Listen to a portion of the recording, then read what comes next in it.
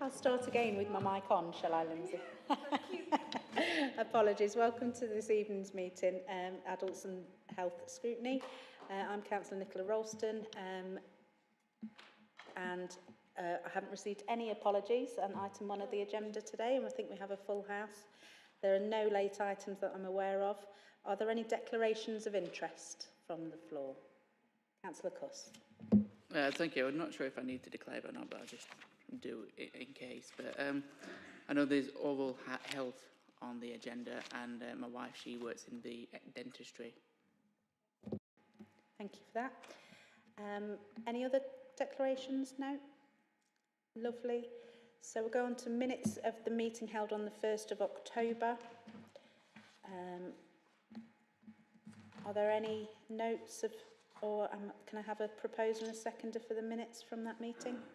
Proposed and seconded, Councillor Khan, thank you. Brilliant. So our 5th item on the agenda is our joint forward plan and an update. Thank you, Chair. So I'm Sean Thornton, the Director of Communication Engagement at the ICB. I'm actually covering Craig Cooks, our Director of Strategy. Can't be with us tonight, so I'm filling in for that. So I mean, Clive will do a bit of a double act on any questions you might have. So just to set out from the paper, so the Health and Care Act sets out a requirement for integrated care boards to prepare a joint forward plan, which covers a 5-year period. So we published our first joint forward plan in June 23, and that described how the NHS will respond to Derby and Derbyshire's health needs over this period. So the purpose of this report is to brief members on progress from that in the last 18 months. I think the aim of the JFP is to, I'll call it a JFP if that's okay, just for shortness, but the Joint Forward Plan. So the aim of the JFP is to set the NHS on a different course over those 5 years. And to do that, we kind of set out 5 guiding policies for action, which follow a bit of analysis of our local health needs. So they're in the paper. I don't propose to go through a lot of detail there, but they're the kind of raison d'etre, if you like, of what we're trying to do for this next 5-year period. And the aim is that we change the sort of operating model of the NHS so it becomes more preventative in nature, it's more personalised, it's led by intelligence and kind of integrated services by design. There's an obvious connection there to the next item on the 10-year plan, which we will cover, but it does connect to that emerging work that's going on nationally. So despite challenges over the last 18 months, we've had industrial action, we've had inflationary cost pressures. I'm sat in a council building that's familiar to everybody, I'm sure. But we think we're making fair progress in recovering access and improving the quality of care and delivering the efficiencies that we need to make so we can live within our means. I think a core assumption of the JFP is that primary care is the cornerstone of our NHS and the contribution to improving population health. We've therefore prioritised the work and action to strengthen the primary care sector, in particular general practice. And a particular focus of this work has been on recovering primary care access. It's something we hear a lot about, and improve the public's experience of the care they receive from doctors. The next section of the paper talks about some of the achievements in that space around the primary care access recovery plan. Again, I won't go into all the details there, but the aims there have been around empowering patients to manage their own healthcare using the NHS app and an enhanced offer of services through community pharmacy, trying to avoid the 8 AM rush to GP access, and we've funded over £1 million for our practice to move to digital phone systems, and also building capacity in general practice. We've seen an increase of 43 full-time equivalents since March last year. In addition, there's a range of prevention activities that are set out in the paper that have been led through general practice, which have seen improvement for patients over the last 18 months. So they're listed there around diabetes, blood pressure checks, early diagnosis of dementia, maternity mental health and cancer screening. We've also been focusing on our elective recovery and elective care, so where people need to have operations, and connected into that is our approach to improving cancer performance. So we've not totally eradicated 65-week waits, but we have made significant inroads into that. Our we've delivered the target of increasing the proportion of cancers that are diagnosed or ruled out within 28 days. And these are national targets that we're working towards, and we've improved that by 4% compared to 2022-23. And also, we're recovering performance year on year on treating cancer quickly, where 67% of cancer patients receiving their first treatment for cancer within 62 days of referral. We've still got more work to do on that, and we're aiming to deliver the 85% constitutional standard by the end of the joint forward plan period. There's a lot of national coverage around issues with the urgent emergency care system, but again, we have seen improvements in our access to A&E services. We did achieve the target that we'd agreed with NHS England to ensure at least 76 people are seeing someone in the A&E department within 4 hours, and that's an improvement of 9% since 22-23, but again, we're seeking to get that back to the national standard by the end of the JFP period.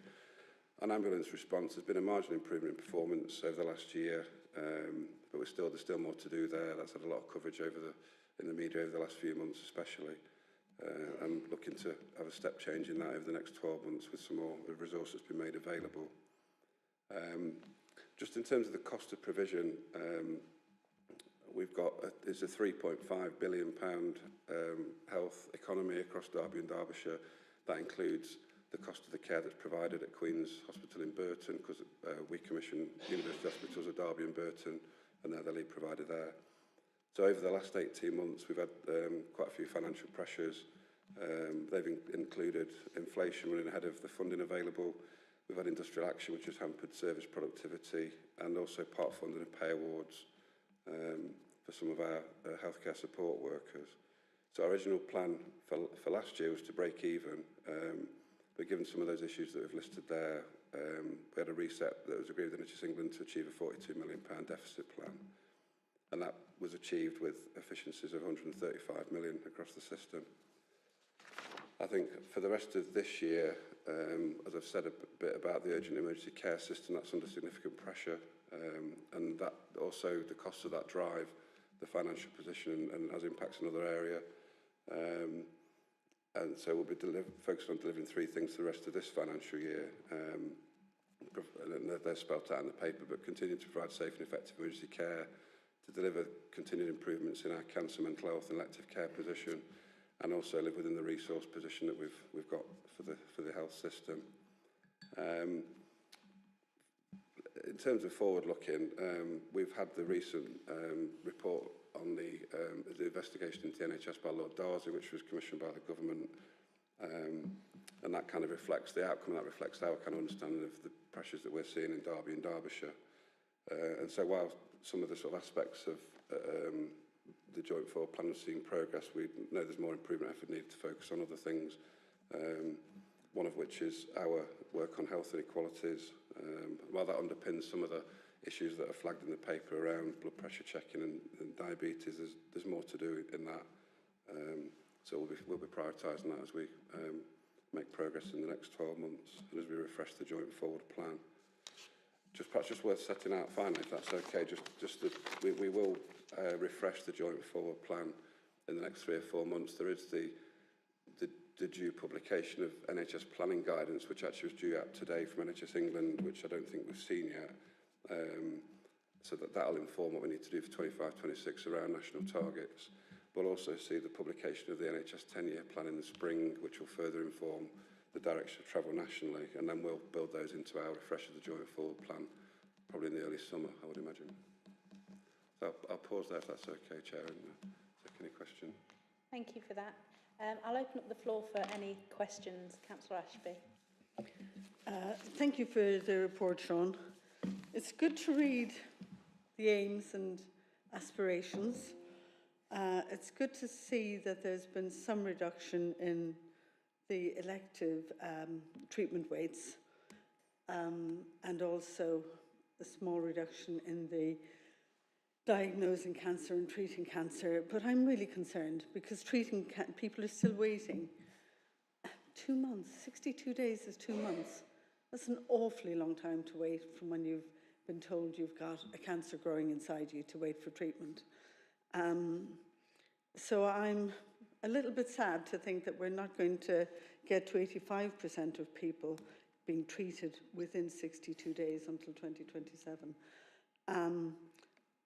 And I suppose I'm wondering how you've improved the waiting lists for elective treatment and cancer, and how on earth improvements can be achieved and at the same time cost cutting. The two in my head don't go well together. Sadly, I mean, we talk about the waits in A&E.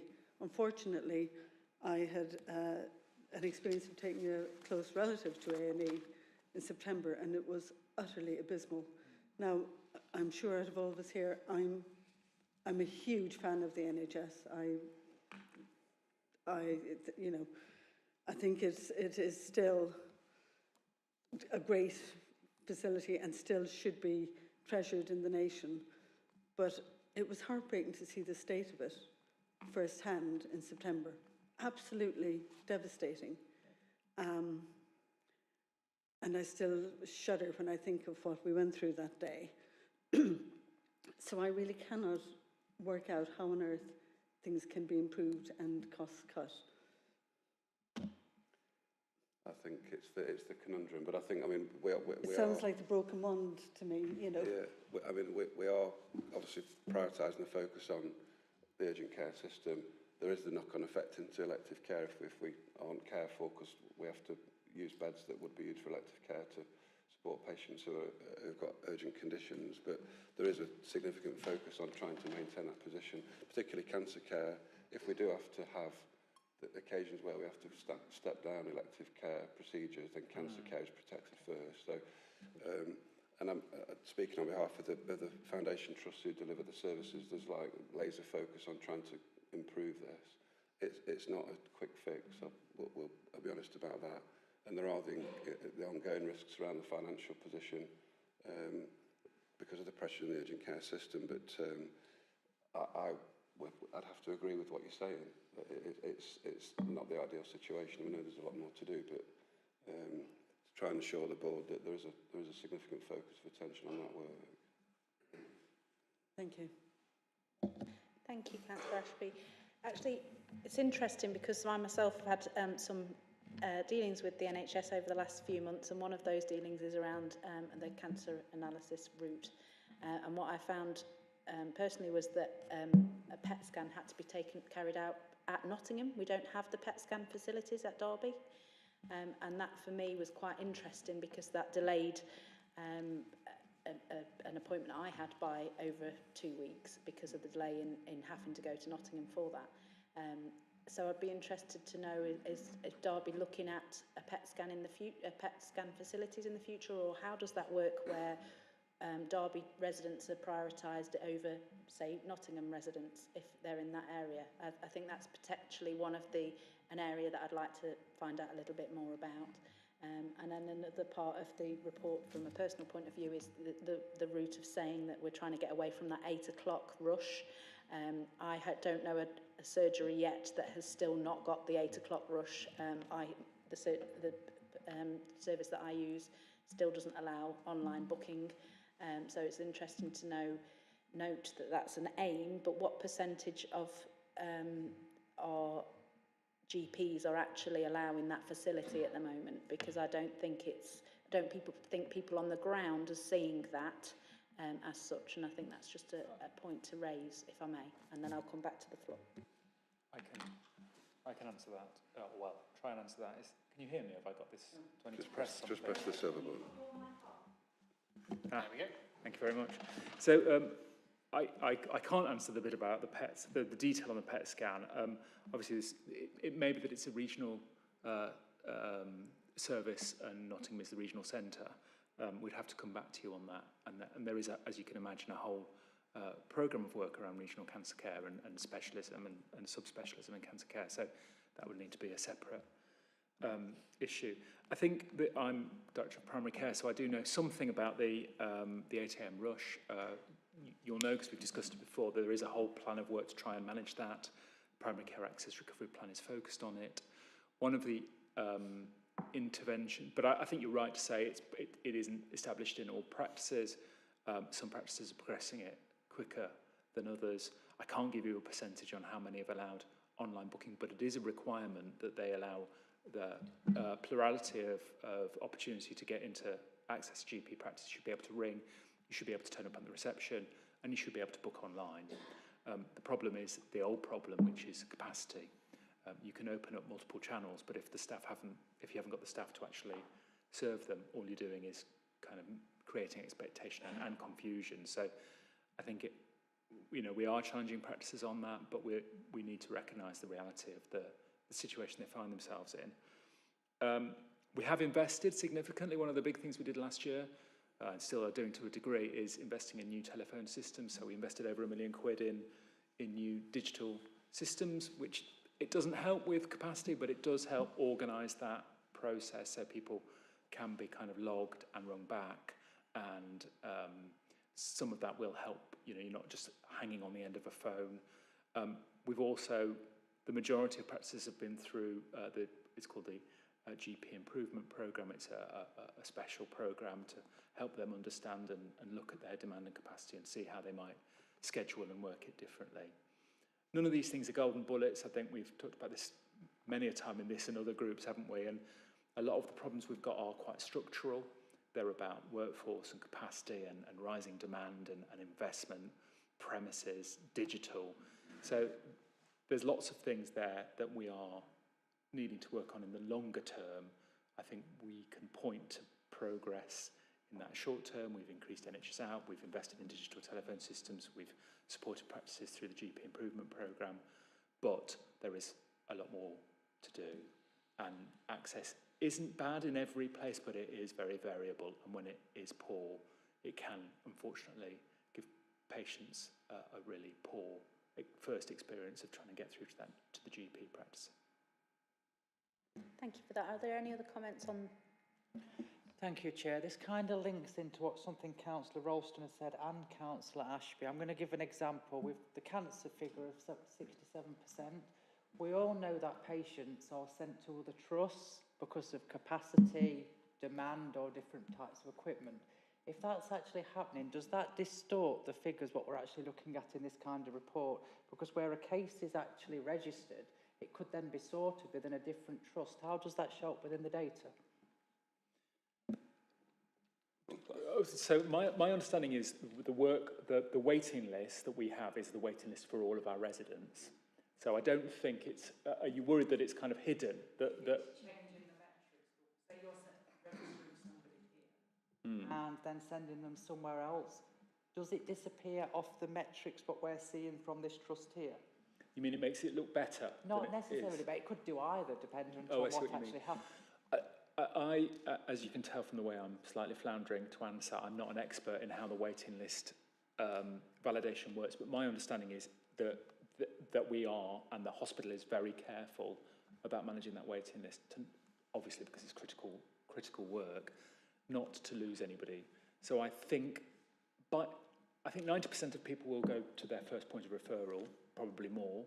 Some people will be referred elsewhere because of the same issue we just talked about, kind of regional specialisms, or potentially patient choice.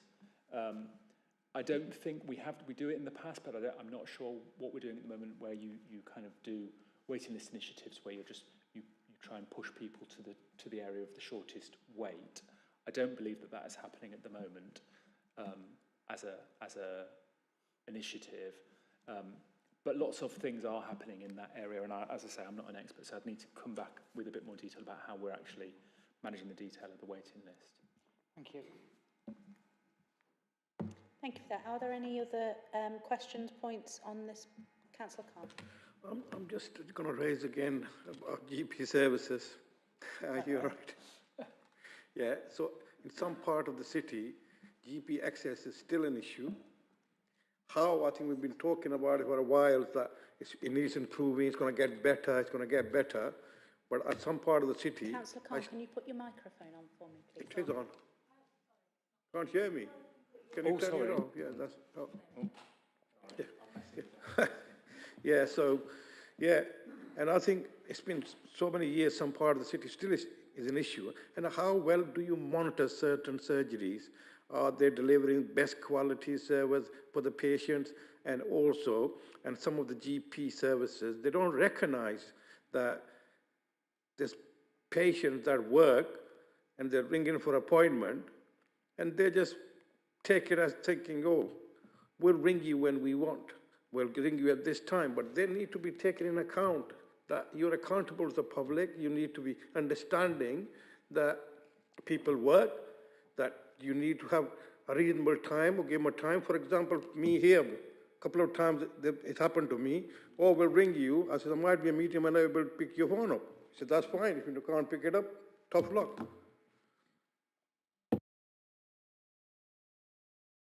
Right.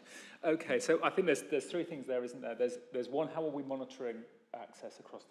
Well, first of all, there is variability, you're right. And I think it's also fair to say that not just here in Derby or in Derbyshire, but across the country, the more deprived the area, the worse the services, the worse the access can be. Not always, but that can be true. And there is a known national and international phenomenon called the inverse care law, where the greater the demand, the less services provided in health systems. And that, I think, applies to us. And I think if our public health colleagues were here, they would probably say something similar.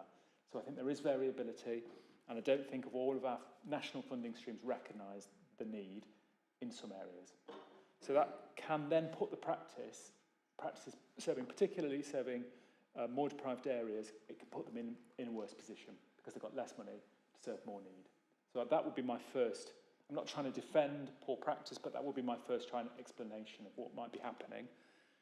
In terms of how we monitor, we do check a whole range of things. There's the annual patient survey, which we look at, and we have been looking at for over a decade. We look at information about the number of appointments offered. We look at information about how quickly those appointments are offered. We're trying to understand and pinpoint who might be struggling most with access, and then we go and speak to those practices directly and try to pair them up with practices perhaps who are doing better in different areas. But it can be difficult, that, because, as we've just said, often the populations they're serving can be quite different, and their workforce and things can be entirely different. And I think your third point, which is about kind of the patient experience, I think you're absolutely right. It can be really difficult for patients, and I've had it, I'm sure we've all had it, where you're expecting the practice to ring you back, and they'll say, oh, well, we'll ring you back on that day, and you're just hanging on your phone, aren't you, for the whole day? And inevitably, sod's law is that it rings when you're busy. I think most practices will try to manage that as best they can. It's not ideal, but they have some limitations about the staff that they've got. So they might have a GP on call who is ringing down a whole raft of people and just rings them when they get to them. And obviously, if a call takes longer or if they have to ring back, that takes time. So it's very difficult for them to predict exactly, unfortunately. And that can be the reason. But as I say, lots of practices are trying to look at this and improve it. There isn't an easy answer, I'm afraid, and it's very frustrating, I know, and it's frustrating for us as patients. But I'd be hesitant to kind of blame the practices here. I think they are all trying to do their best. They're just stuck in this situation where they've got a limited amount of capacity and rising demand, and they're just trying to manage that. Thank you. It's interesting in terms of the GPs, because I don't know off the top of my head, but I'd be interested, because obviously we're forever increasing the number of properties. We've got an increasing number of residents in Derby City, and yet I personally am not aware of any new GP surgeries to help with those pressures. So it'd be interesting to understand if there have been any new GP surgeries and what areas they have been in, or in terms of the number of GPs operating from within this GP surgeries, has that increased to increase the number of appointments available? Because for me, it feels very different personally from 20 years ago to now in terms of accessibility, which we're all aware of, but it's making that more bespoke. And we talked about people working. We're living in a society where all male, females, everybody's working full time or have commitments and things. So I can understand again the pressures of that and trying to fit those in. But I would be interested to know if there has been any increase in GPs in Derby. It's could be here all night. But yeah, you're absolutely right. There are three drivers behind the rise in demand. Age, so the number of over 70-year-olds has risen by 30% since 2010. So we are a rapidly ageing population, and with age comes complexity of care. Complexity, GPs are more and more doing complex things. I talked to a GP who'd started who'd retired, who'd started in the 60s, and he said, oh yeah, when people had heart attacks in the past, I used to cycle around, give them an aspirin and wait for the call to say that they'd died of a heart attack. So, you know, that was decades ago, but nevertheless, the complexity of care and the ability of GPs, the expectation of GPs is massively different. And overall, in some areas, including in Derby, a rising population. Derby isn't the area with them, although it feels like it probably. South Derby is, in fact, South Derbyshire is, I think, the council with the highest growing population or one of the highest growing populations in the whole country. But the area around Derby is growing substantially and quickly. The way GPs are funded is you get a payment of about £100 per person per year, and it comes once the person's registered. So there's always a lag. So often you'll have to wait for your population to rise until you've got enough money accumulated to then employ more staff. And that's just the national programme, so it can be quite slow. There are things like Section 106 funding, which you'll be aware of here, but that is capital funding for premises. So it doesn't fund additional workforce. So there is that lag. So practices do sometimes struggle. So you won't necessarily see practices pop up. It can be that we can, if a whole, and we're doing some of this in areas outside Derby, if there's a brand new estate with 6,000 houses planned, we'll go out to see if we can procure a brand new practice, somebody to come in and provide service to all of those new patients. But that wouldn't be necessarily in the city centre where we've already got established practices, so we're just trying to build those up and grow them. Sorry, it's a long answer. It's quite a complicated thing, and I'm happy to come back another time maybe. Thank you. I'm conscious of time. We've got 4 other agendas today, so items on the agenda. So Councillor Khan and then Councillor Ashby, and then I'm going to take Councillor Cuss. Just briefly again, you know, these blood pressures and diabetics and all that, recently it's been trained within the community, within the voluntary sector. So if somebody they've been trained within the community, so most voluntary sector organizations had that training and about vaccination. Then if they do find clients having high blood pressure, they ask them to refer them to the pharmacy. So the pharmacy, after that, either has to send them to GP or A&E. So GP, no access, so A&E has that pressure again. So I think there is a job, isn't there? And there's a lot of work been in case finding people with that kind of high risk patients. I think you're absolutely right. That then knocks on to the rest of the services. I'm not sure to what degree. I think it's fair that a lot of high blood pressure can be managed with relatively low levels of intervention. So it wouldn't necessarily, you're not sending them but the most urgent cases urgently up to to A&E. But a lot of those will trickle through to the practice at some point or another. So all of that does increase demand, you're right. What we are trying to do is increase the role of pharmacists. So you'll have heard about Pharmacy First and some of the other initiatives to try and allow pharmacists to pick up more of this work. Thank you. So just in terms of times, if we've got any questions or recommendations, Councillor Ashby. I'll just be very quick. To say to Councillor Khan, I believe what will happen with the raised blood pressures is the pharmacy will communicate directly with the GP, so the GP can then contact the patient and give them an appointment, so that doesn't add to the 8 o'clock rush. Yeah. My big concern with the aims for reducing costs and for moving more care into primary care is primary care is already overwhelmed. So our long-term plans here in Derby and across Derbyshire and across the country, NHS plans are to move more work into primary care. You've just mentioned the increased complexity, which has increased hundreds of folds in 40 years, but even in 20 years. So if we're moving more complex patients into the community, I hope that there's a backup plan to provide more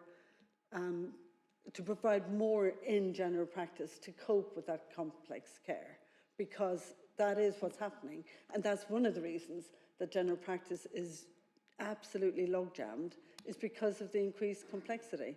So I think we're just going to make it worse if we keep moving stuff faster out of hospital, because that's part of the problem. So we need to be working on that side of it too. Just quickly, I completely agree. We can't, you know, it's swamped already. We'll overwhelm it if we just try to stuff it into an already full service. It does need radical change, and the government have signalled that already, haven't they, in the manifesto and then in recent plans, and we're waiting the operational plan, the 10-year plan, which hopefully will signal that. So I think you're right. We're going to need much more investment in primary care and a different model for general practice if they're going to take on more and more complexity, a real step change.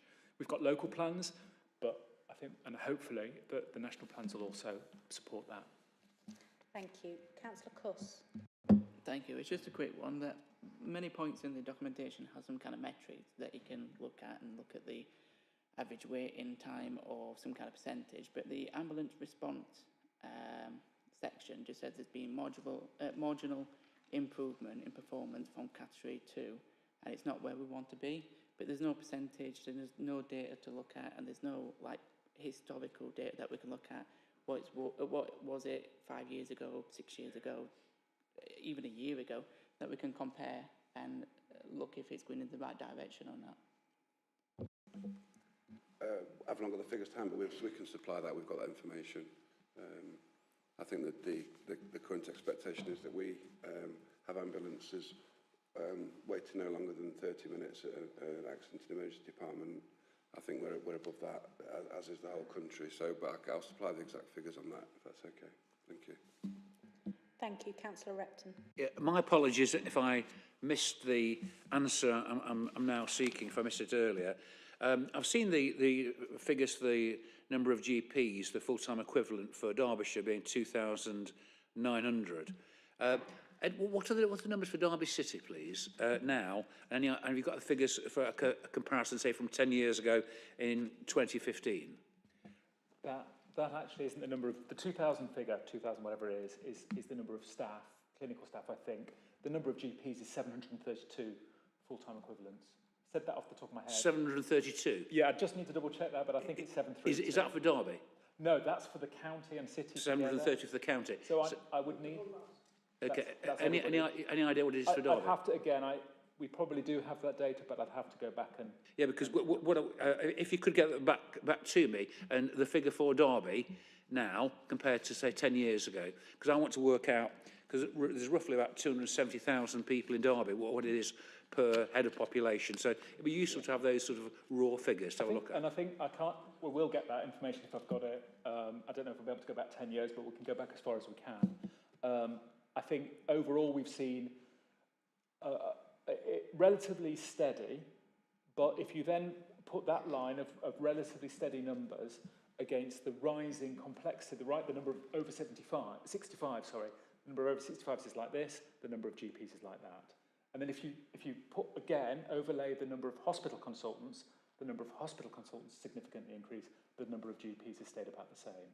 So I don't know what it is for Derby, but nationally and across the county, we've seen a fairly stable GP workforce, but it hasn't, as we've said, either met demand or reflected what is happening in other parts of the health system in terms of medical work.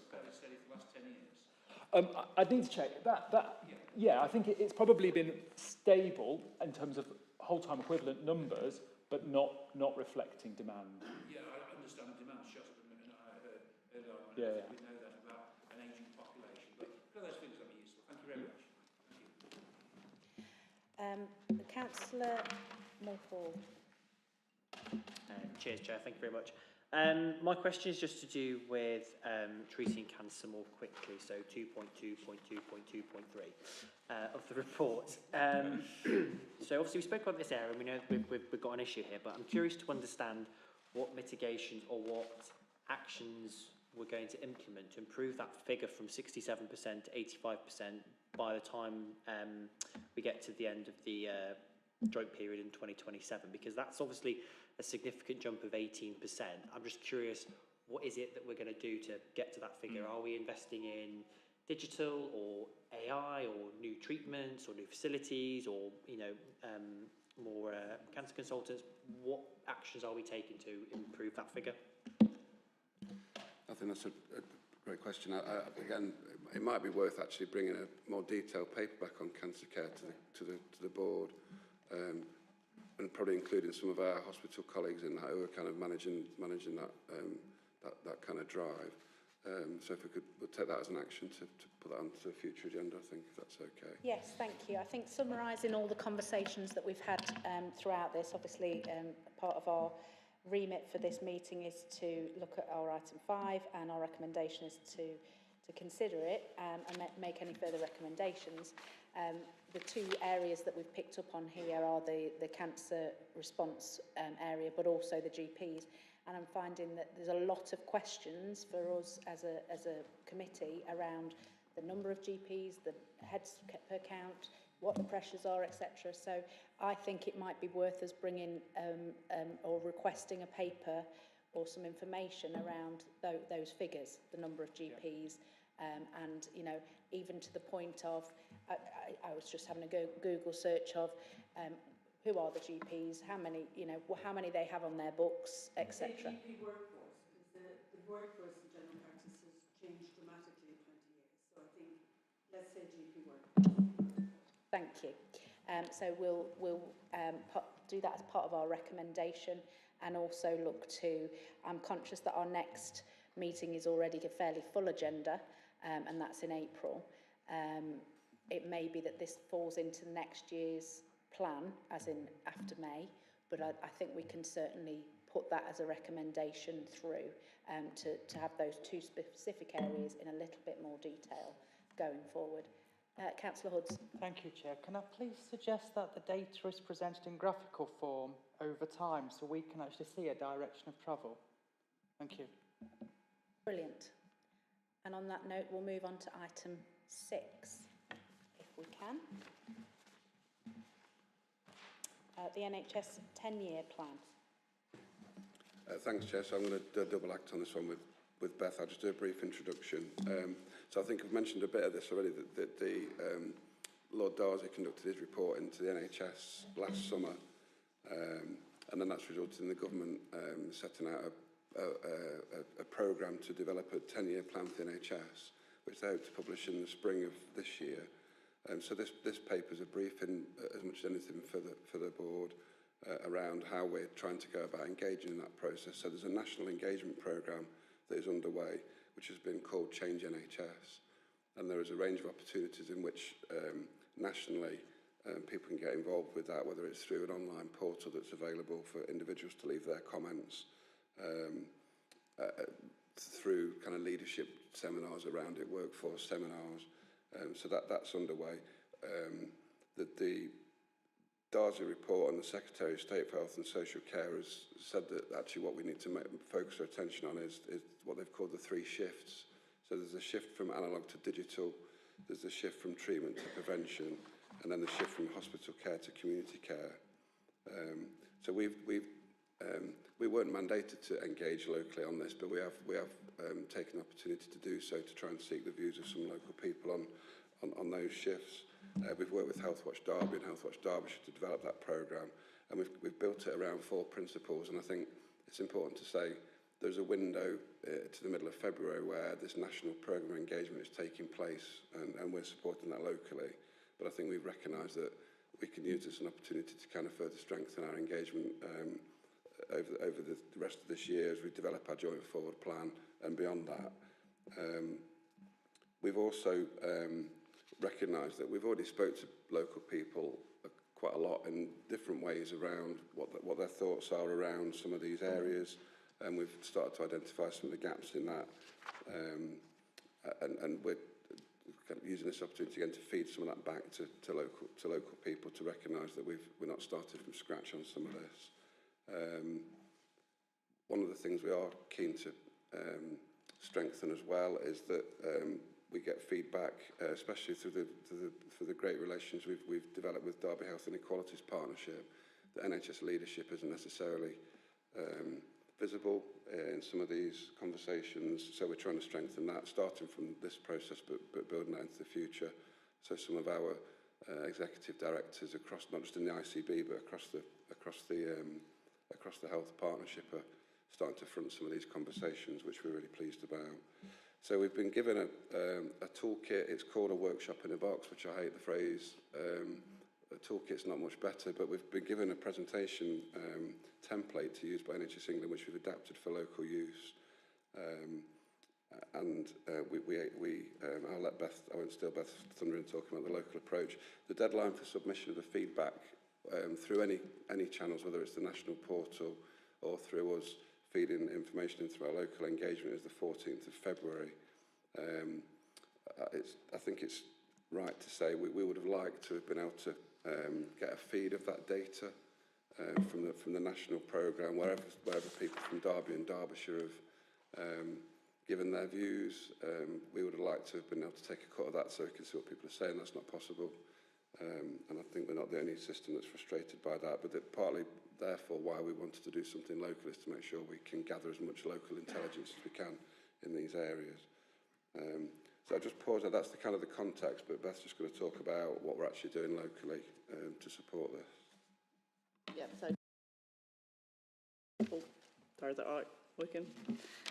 Yeah, so obviously, just picking up on what Sean said, so we worked with Healthwatch Derby and Healthwatch Derby to develop a joint approach on how the best way to do the engagement. And I think we all agree that there's lots of real good engagement that's happening all the time across Derby and the county. And we have an insight library where people can upload their reports, feedback, insights.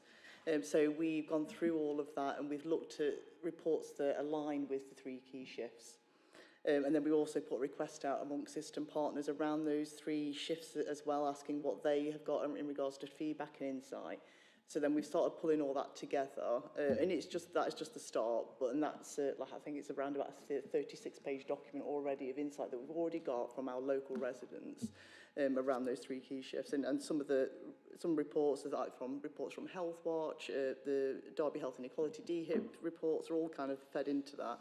And we've been able to start picking up some really high-level themes in there as well around those 3 areas. So in regards to the actual engagement, we've developed an engagement platform, which is a bit like a website on one page, so you can sign up to events, you can get background, you can have documents, where you can just ask questions all in one space, so you can just refer people straight to there for everything that they need. And we've planned 3 large events. So we've done one in Derby, which was last Wednesday. We've done one in Chesterfield, which is this Thursday, and then one on the 5th of February, which is an online session. And we've got senior leadership leading all of those sessions as well and getting out there and being part of the engagement. The one on Derby, I think we had around about 37 people attend. Really good atmosphere, got some really good feedback. So there's lots of, hopefully, enthusiasm going on around that engagement. We're also looking at trying to plan some smaller events with more bespoke groups, so people who've lived experience of using mental health services and adults with a learning disability, so we're just trying to plan them at the moment as well.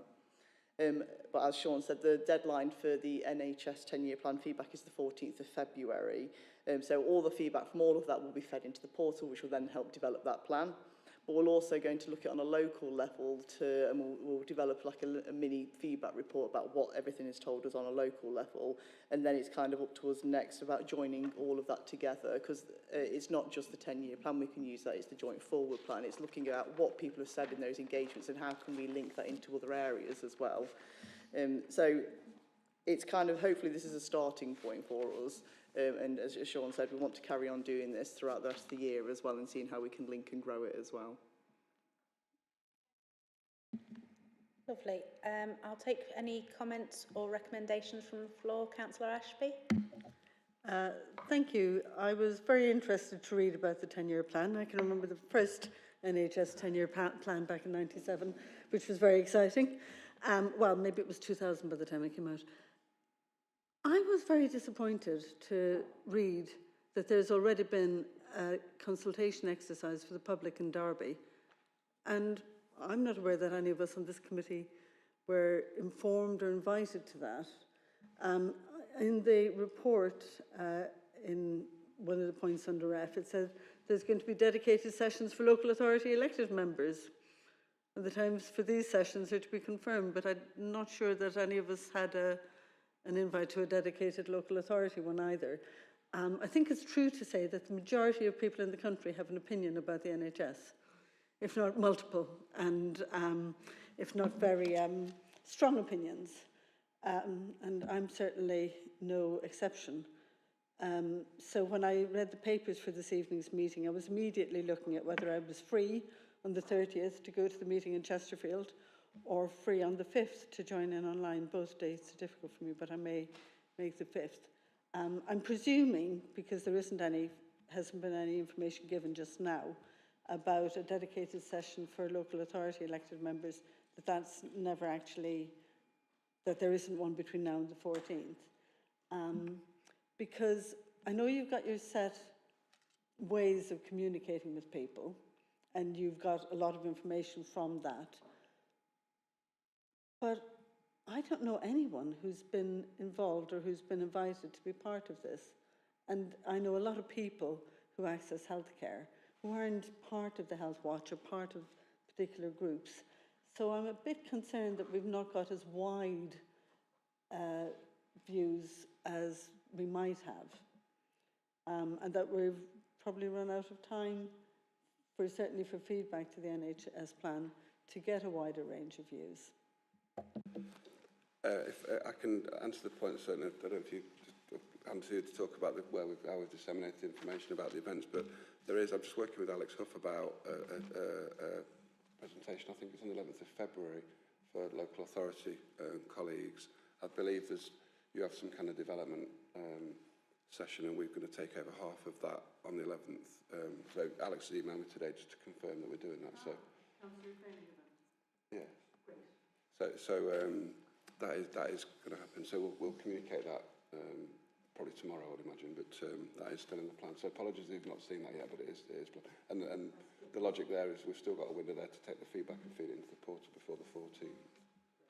Did you want to just talk a bit about how we've disseminated the information about the event? Yeah, we developed a stakeholder mapping, and obviously we worked with Health Watch Derby and Health Watch Derbyshire around developing how to send the comms out around the engagements. We also worked with Derby Health Inequality Partnership, the HIP and the BME Forum in the county, who've supported us, and it's kind of like supporting to get things out sometimes, but the things sometimes just take time to get that messaging out, and obviously it's a short period. It was just before Christmas as well, so maybe things have just got lost a little bit in transit as well, but it is hard to, like you say, getting the messages out to everybody as much as we can, but yeah, I'll take noted. Are there any other recommendations or questions on this item? Okay, lovely. In which case we'll note the report and obviously endeavour to take part in that training session as councillors. So we'll move on to item 7, when I can find it on my agenda, on my items, which is the oral health needs assessment.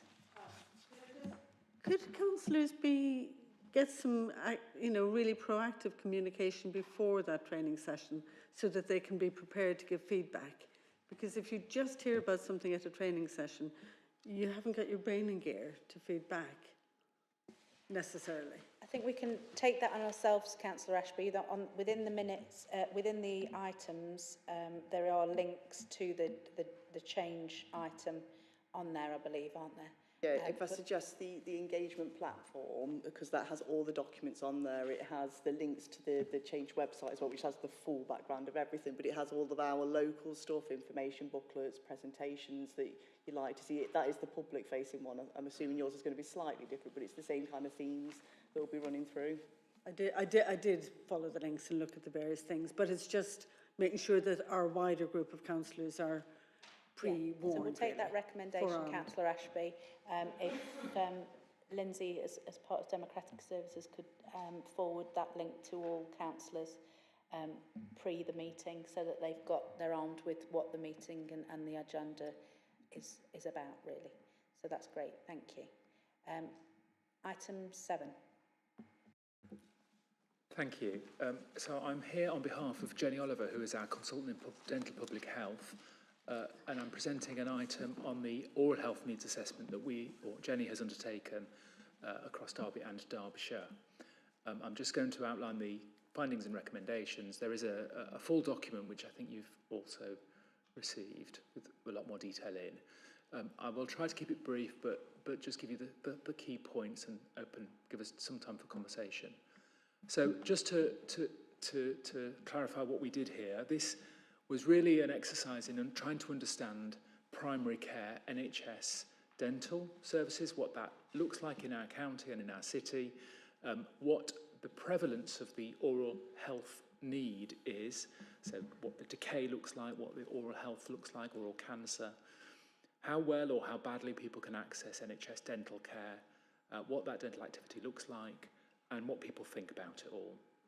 What this didn't do was it wasn't a research exercise where Jenny was looking and trying to gather new data. She was trying to collate existing data. As you know, a lot of people use private dentistry. This wasn't looking at any private dentistry. It didn't try to engage particularly with the patient and public. It was just really trying to understand what we currently know from existing data sources. It didn't also go down to a very granular level, so you'll see later in the document, you'll see in the document itself that it goes down to a certain level, but it doesn't go down to a very granular level. Next slide, please. And I think Jenny is a very conscientious person, and she would want to be very careful about what this tells us and what information she didn't have. So as you can see in that box on the right, there's lots of information we don't have. We don't know about the people who might need NHS dentistry but have ended up paying privately but can't afford it. We don't know about how many people might need treatment and just can't access it. For example, they need domiciliary treatment and it's not available to them. So there are hidden gaps that we can't see from the numbers that we have, and that's an indication of some of that. Next slide, please. So into the detail of the document, one of the first things that Jenny looked at was what does tooth decay, what is tooth decay like in Derby and in Derbyshire.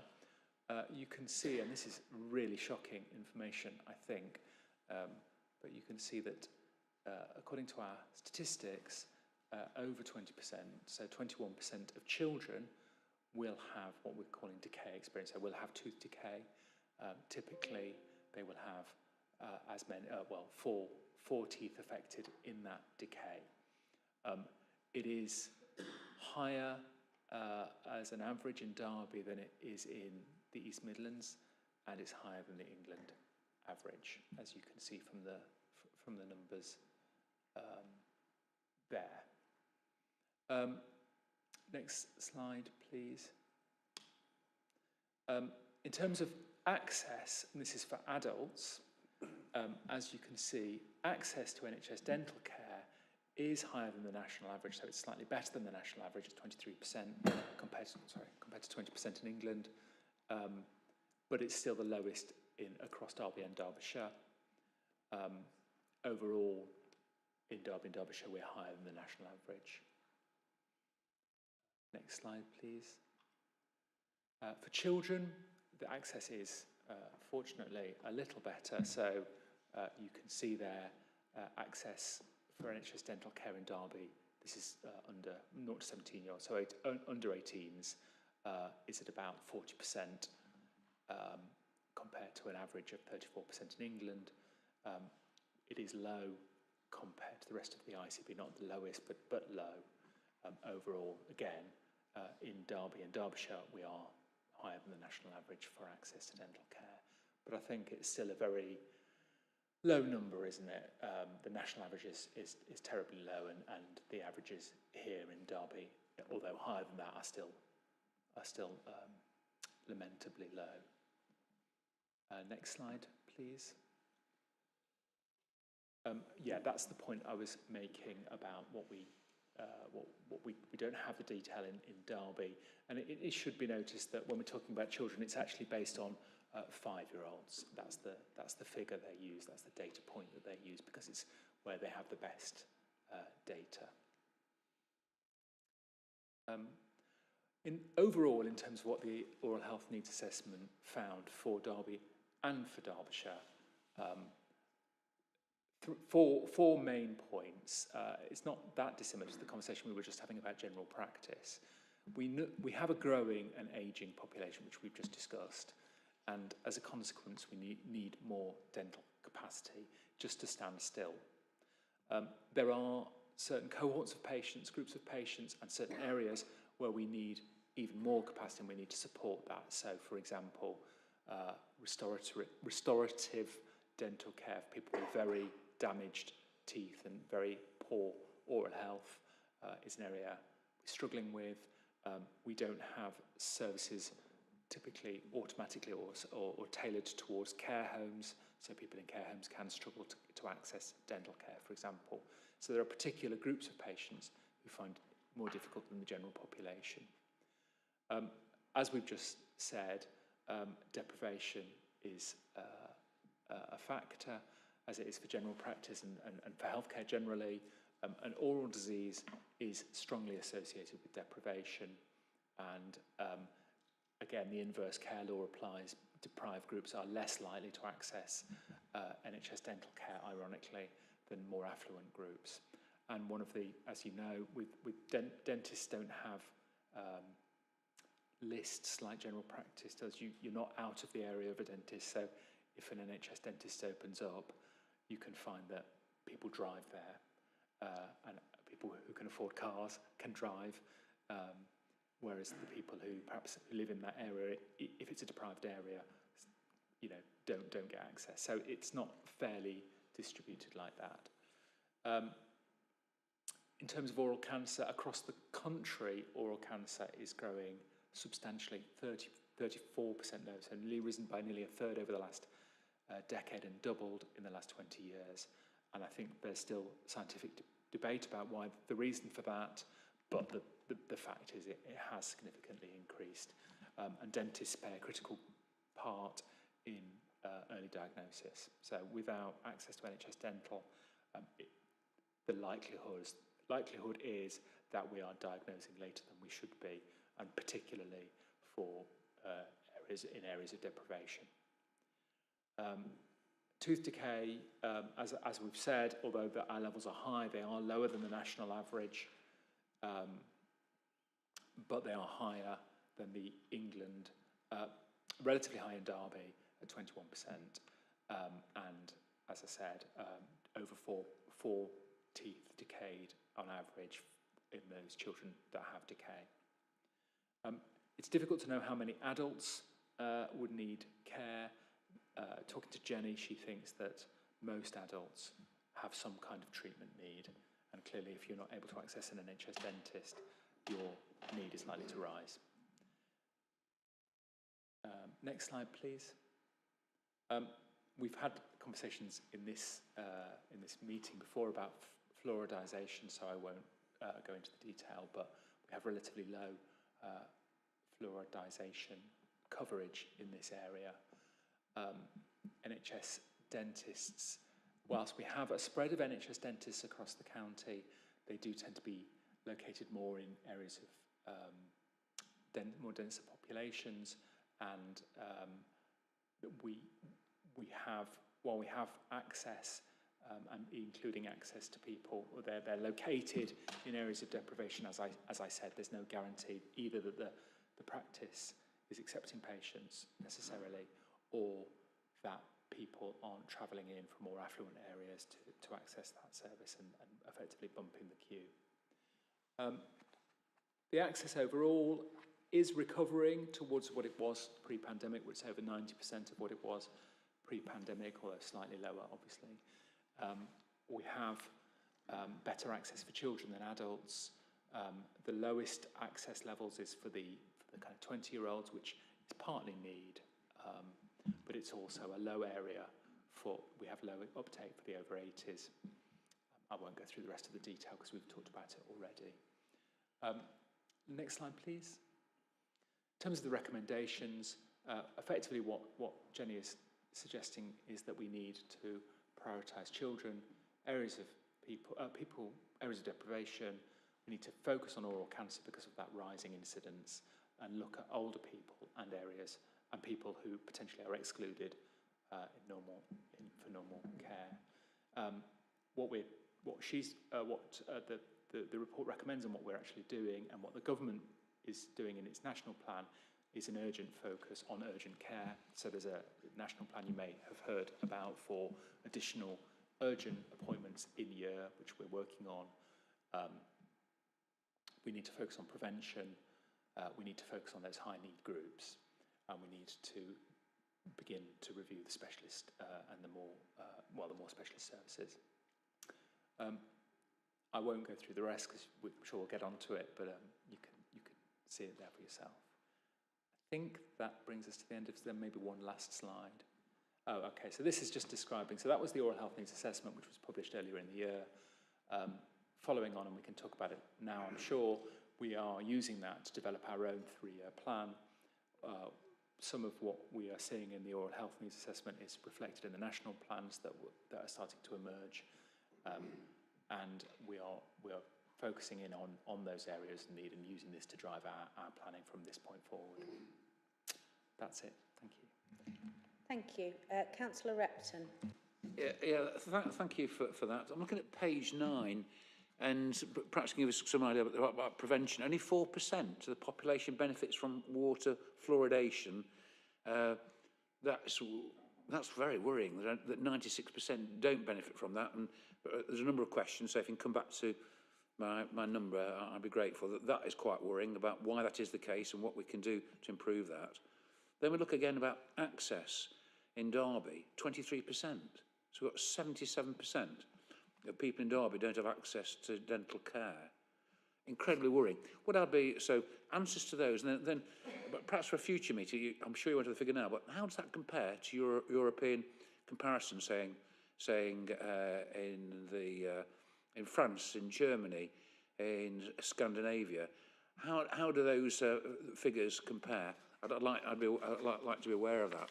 But also, a general point, I'm sure we'd all agree, and hopefully not just in words, but in terms of planned action. And I think we need more than leaflets. How do we make sure at a very early stage we have access to those nurseries, to those schools, to the school children, to the parents, about those kids and the families getting into healthy oral habits, about the importance of cleaning the teeth regularly, about using fluoride, about other methods about trying to keep the amount of decay down? Because again, on your figures, it's incredibly worrying that one in five 5-year-olds have experienced tooth decay. With each child has a decay of around 4 decayed, missing or filled teeth. And again, I just wondered how that compares to our European neighbours like France, Germany and Scandinavia. Thank you very much.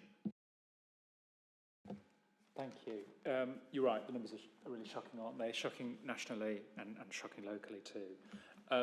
Fluoridisation, we've talked about in this meeting before. I seem to remember. I think it was at the Health and Wellbeing Board. Oh, was it Health and Wellbeing? It was the same room, wasn't it? We had a long discussion. Yeah, we had a long. So it depends how interesting you find national, and I suppose you do. You people would find this interesting national and local politics, but there's a long and very political conversation about fluoridisation.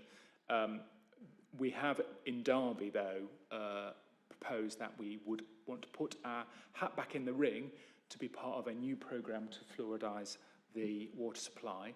It links to the suppliers, so you have to work with the big suppliers of water, Severn Trent and those. Do Severn Trent supply all their people with it? Like Severn Trent? No. That's the problem. It's not national. It's not. Fluoridation isn't national. Yeah, no, it's exactly that. It's not a national programme. We haven't had much fluoridisation over the last 30 years.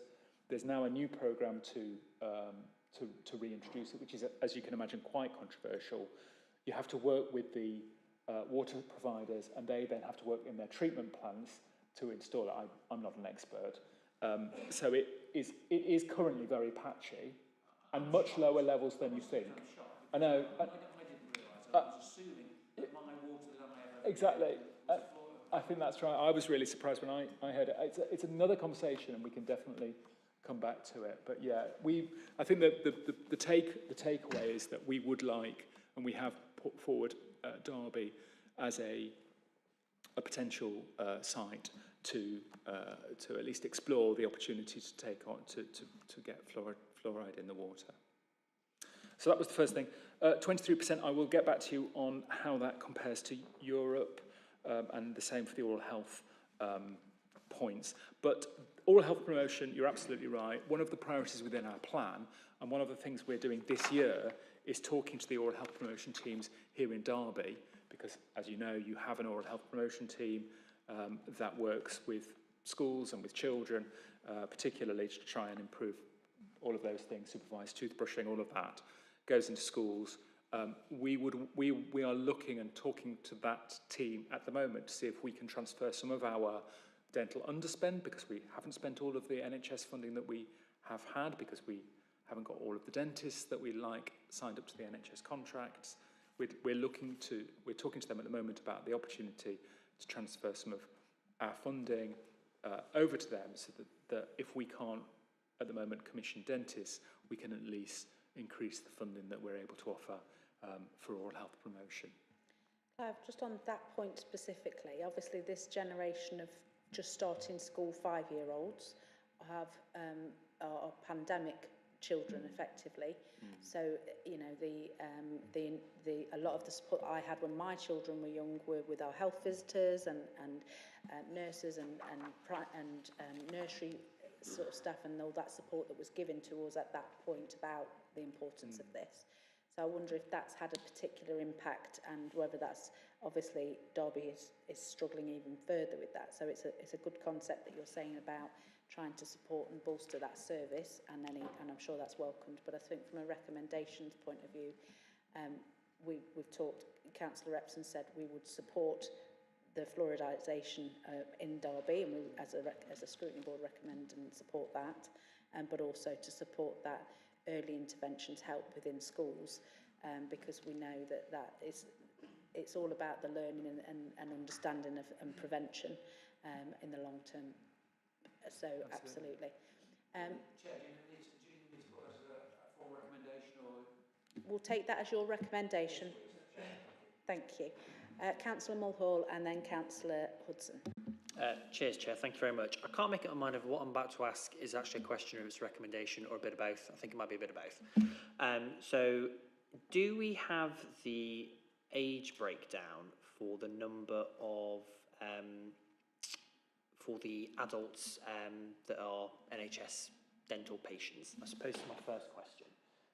Just 'cause I think it'd be quite interesting to see whether, as we have an ageing society, we've got more and more older people who are NHS dentist patients, basically, and what sort of pressure that's going to put on our already, quite clearly from all the data, struggling dental practices. And I'm keen to understand, is there a linkage, and it kind of goes back to the cancer report that we've asked for our next session, around oral cancer, so 103% increase over 20 years. I'm keen for that to be included in that cancer report as well, because I think all the cancers that we're currently trying to deal with are all really important, but is there a linkage between oral cancer and, again, an ageing population? Like, I think we need to kind of view it all collectively as one, because an increase of over 100% in 20 years is pretty scary. Clive, just on this point from Councillor Mulhall, you said that there was in dispute around what the causes of this are, and you know, from a perspective of an outsider looking in, the percentage of smokers has decreased, and so I would have assumed that particularly oral cancers may have done the same. But could this be linked with vaping? I don't know about that. I think maybe if I'm slightly misspoke if I said it's in dispute. I think it's complicated, and I think people are still trying to understand the detail of why it's increased by such a great degree. Jenny is the expert, so I'll have to go back to her to say what does give us a bit more information about why that has increased. It is correlated with age, though, so that would be one of the explanations. But as you say, it's still a substantial increase, isn't it? We have an ageing population, but it still feels high. But I'll need to get the detail from her. So we'll take that as a second recommendation as part of our scrutiny, is to, when we bring back the cancer update and that, but to include this dental health aspect of it, if we may. Is that okay? Can I just check, what information do you, about the age breakdown of people accessing NHS services? Is that? Yeah, correct. So relative to their age, how many people are, split by age, how many people are accessing NHS? I'll need to check that with Jenny. That's brilliant. Awesome. Thank you very much. Councillor Hudson. Thank you, Chair. Whilst I've got you here on this subject, I want to try and get my head around a part of this service. Right, I've got a private dentist. Now, I don't mind going private because most of it is cosmetic and I'm happy to have it done. I have a lot of conversation around this kind of topic with my dentist. I don't ask too much because she's the one holding the drill. But whenever I touch the subject of taking on NHS patients, she has a look of horror on her face and then shuts the conversation down. What is putting off these private providers from taking on NHS patients? Is it purely financial? Ooh, how long have you got? There's a raft of issues. The NHS contract, effectively what happens is the NHS pays dentists what they call a unit of dental activity. So you just get paid, it's like a cost per case. You have to see a certain amount of activity every day or every week in order to get the money from the NHS. And we bundle units of dental activity together. So for simple operations, you get kind of a bundle of 5, say. For more complex, you get a bundle of... So effectively, what the dentists say to us is, you have to work really hard to get the same money that you would if you worked on privately. You're on a treadmill, so you've got to hit your numbers all the time, and if you miss your numbers, you don't get paid. But more than anything, they would argue that you're just not able to offer the kind of quality of care, and it's not as rewarding as doing the work privately, because you are being pushed all the time on quantity and not necessarily on quality. That's what they would say. So that effectively I think that's what they would argue. We need a dentist in the room to tell you everything that they would say, but that's what I've heard. And I think again, it's a bit like I was saying about general practice. I don't want to demonize. We mustn't demonize the dental profession. I think the structure we have established and haven't updated for 20 years, and the contracts that we have are outdated, and we need to re-look and refocus and think more about quality and not quantity. It also brings into question, right, you've got these different pricing structures under the NHS, and when I'm using it privately, I get a quote for some work, and because I can't shop around, I don't know what I should be paying. So across the whole industry, I can't see how you could measure what each service should actually cost or what it's actually worth. When you've got these two things working in, I'm going to get charged £80 for every quota I want in the private sector. So I don't know if I'm even being ripped off.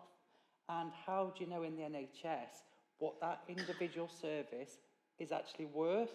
Because you can't measure it against anything else. I mean, I think for the private sector, it's a market, isn't it? So you're right. You take your chances, don't you? And you have to hope that the market will provide for that. For the NHS sector, we pay a set rate, and the dispute here really is between whether that is properly rewarding the work. And I think as I've just said, what the dentists would probably say is they don't feel it reflects the work involved, and therefore it's not an attractive contract for them. Thank you. Thank you, Chair. Just following on from that, actually, I believe in the NHS, for an extraction, it's 3 UDAs, whereas a root canal treatment is 7, whereas an extraction is a quicker job, a lot quicker job. You can do that in one session, whereas a root canal treatment is 3 lengthy sessions. So trying to tie this in with oral health, with these UDAs, the 3 compared to the 7, it seems to be pushing dentists to go for the extraction route, which is not deemed to be a wise option for the patient's outcome and for oral health as well. Is there any plans to reform that? And then the second question I had was about another data question: is there any data of workforce in Derby for NHS dentists, and could we have the data for that as well as past data so we can see if there's more dentists on the NHS or less than before? So just in answer to that first question, what the dentists would say, and I think I'm sympathetic to this, is, and you pointed it out already, effectively, they're not incentivised or properly covered, rewarded for more complex work. So you're right, the current contract if I came in and my mouth was a mess and I hadn't seen a dentist for 20 years and I needed a lot of work, and the dentist was taking me on as a new dental patient, they probably would think, I'm not going to get the funding into my business that I need to do this work. The contract won't reflect the amount of work that's involved, and that's off-putting. So there are things like, there's a new patient premium that's been introduced this year that tries to compensate that, and we have a flexible commissioning scheme that allows us to be flexible. So one of the things we're looking at is, rather than pay dentists on this unit of dental activity for these complicated patients who perhaps have a great deal of need, we're saying, well, look, you see them on a sessional rate. So we will just pay you a certain amount of money for the whole afternoon, and if it takes you 2.5 hours to see a patient, you'll still get the money. You know, you won't have to see a certain set number of people. The issue with that for us all in the NHS and for politics, if you look for politicians, is you'll increase the quality of the service offered, but you'll reduce quantity. So, you know, at the moment the government's target is 700,000 appointments. That's a good quantity, but it doesn't really tell you how good quality those appointments are. What you would ideally I would like to see is us to say we will focus on, you know, 1,000 patients who have the most need, and we'll provide them a really good quality of care. But that's a much harder and more complicated kind of message to get across. So, but as I say, we're waiting on a new national contract. That might change this. There is flexibility that we're trying to use locally, and there is the new patient premium that does compensate for it. But structurally, the problem you highlighted is there. The other question about numbers of dentists and how that's gone up and down, I'll need to just double check what we've got. I think they both probably align them two questions, because if the numbers do go up as there's more dentists, then you have the option then to have quality to care, because you can spend more time with that patient rather than just trying to get the number of patients through in high numbers, but the quality decreases. Yeah, I would agree. Okay, thank you for that. Are there any other comments or recommendation on this item? Lovely. In which case, then we'll move on to our work programme for the coming months. This is our second meeting. We've got a third meeting in April. However, we've already added to that work programme with a couple of requests that we've had. It is looking like a heavy agenda. Are there any other items that people would like to bring at this stage? Because if there are, I'm happy to do so, but I would recommend that we potentially look at splitting the meeting into an additional meeting at this stage. Not to put anybody off making any recommendations, but if we're happy with what we've done so far, we can accept that the additional items we've asked is more of a report for information going forward, and that we can make sure that we've got those, which we always do have them in advance, so that we can prepare any questions and send them directly in advance if we can, so that we can try and smooth out the meeting, because it is going to be a very busy agenda on on the 15th of April. Okay? Thank you all very much for your time this evening, and I'll leave you to have a lovely evening. Thank you very much.